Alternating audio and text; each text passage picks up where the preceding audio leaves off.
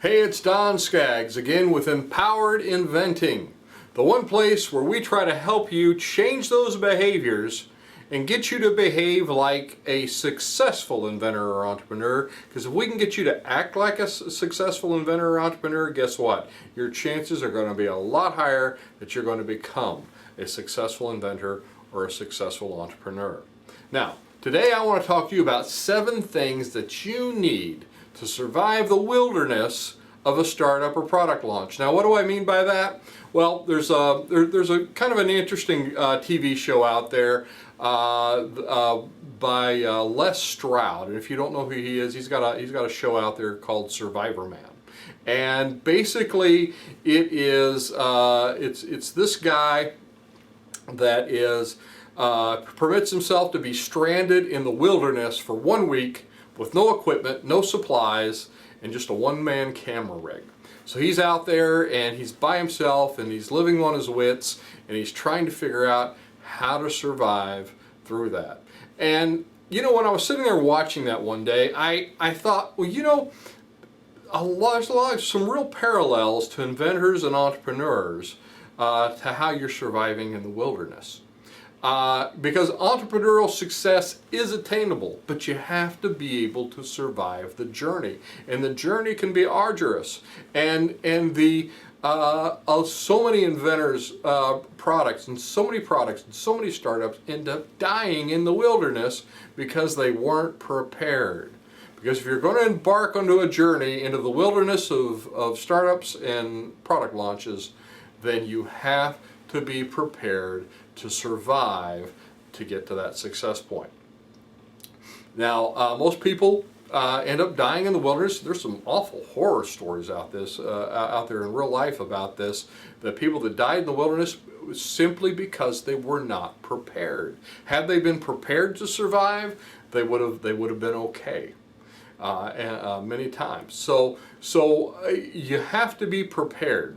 One thing that Les Stroud says that I thought was interesting, I've got some interesting quotes here from him. He says that common false knowledge is what gets people killed.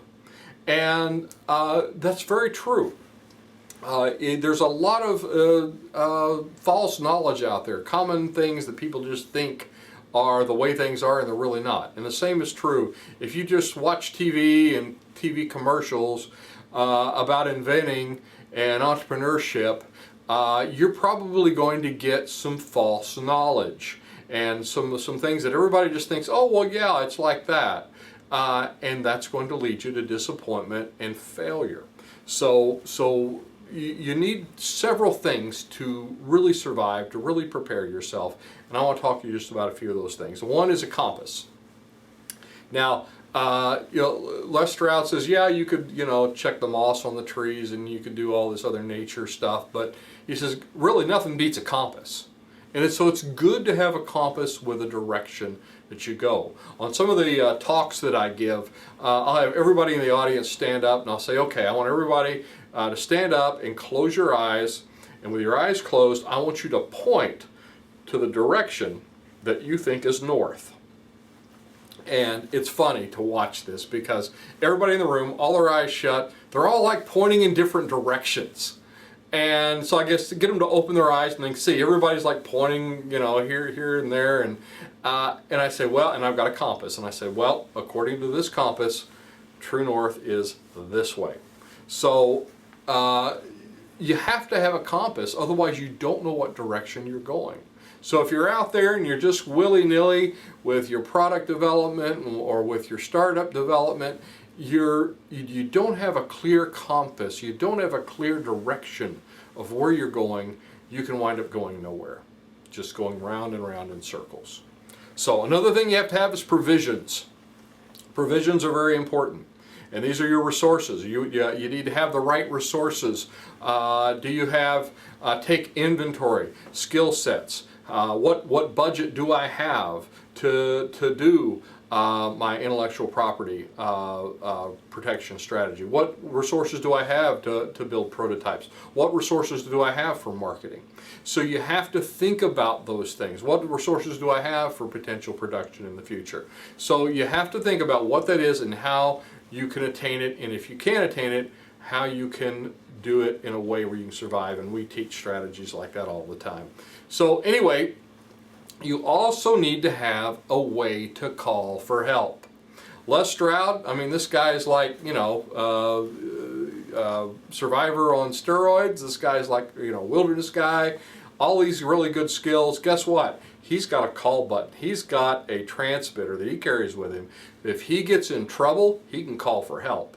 And they can come get in. And I actually think he got into a couple of situations once, I'd read, that where he had to call and have people come in and rescue him, because it was just, he was in over his head, even as skilled as he was. So we're the same way. You've got to have a way to call for help. You've got to be able to get with other people. People are very important for inventors and entrepreneurs. If you're an inventor, get with one of the inventor groups. Inventleader.org is a great site. Our group is on there, kyinventors.org. But wherever you are in the country, you can usually find a group that is pretty close to you. If you can't, we've got online meetings too, we do. Again, kyinventors.org will take you to that. But anyway, no matter what you're doing, get with like-minded people. Find you a mentor. Find someone you can talk to that's been down the road. They've made the mistakes. They've learned. You're able to acquire wisdom from them without making those mistakes yourself. So find a way to call for help. And don't take foolish risks. That's the next thing. I'll see so many inventors and entrepreneurs out there, and they'll make some big decision and it'll be like, boy, I hope this really works, because if it doesn't, I don't know what we'll do.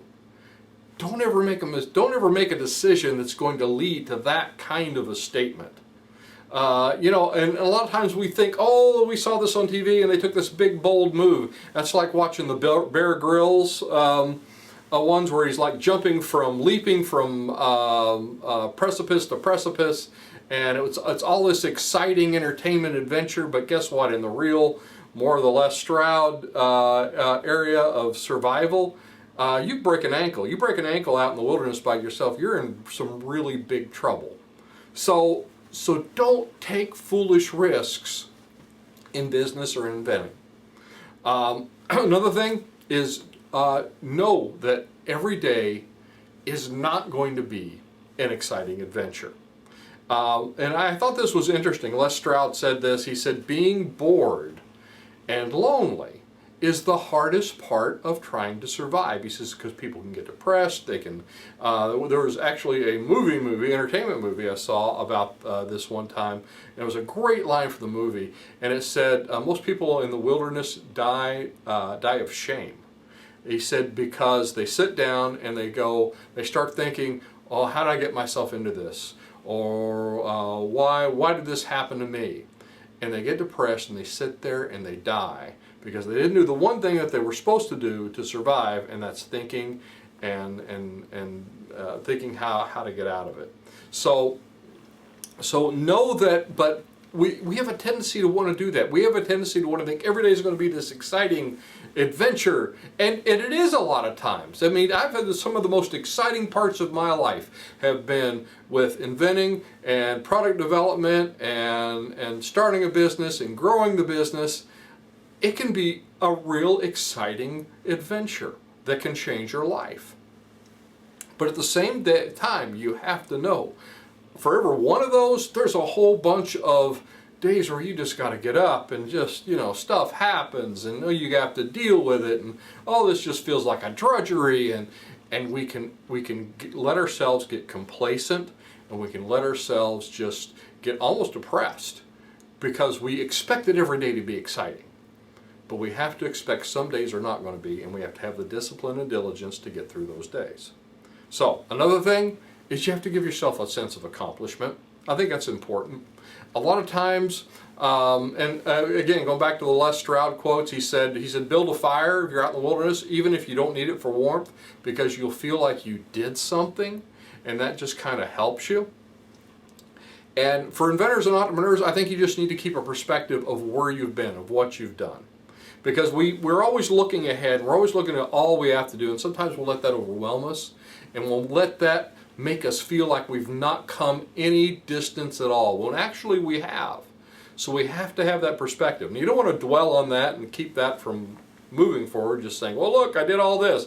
No, but you have to keep perspective of that to help motivate you to say to yourself, well, I got this accomplished, so I know I can get this next little piece accomplished.